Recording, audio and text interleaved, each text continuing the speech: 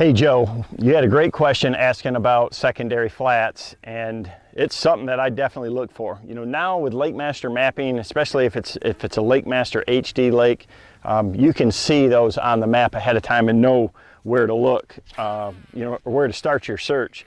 If it's not, you can actually, you know, even create your own map on these lakes like this that are not mapped at all.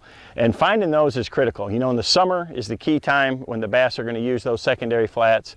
One of the things that I really like to do is use my depth highlight. You know, you can, you know, set it to you know, one color to 10 foot, you know, have it red, and then, you know, set your secondary, your 20-foot line at green. So it really shows you how those flats lay out and stand out. And I've always said, if you want to find bass in these lakes and you don't know where to go to the biggest flat in the lake and start your search there.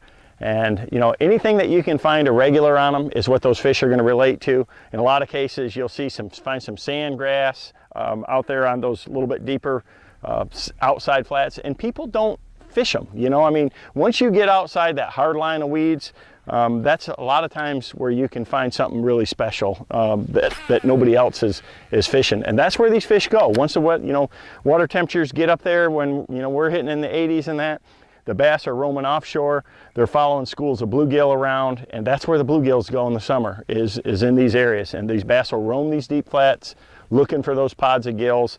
A great way to, you know, to search them is, you know, with a deep diving crankbait.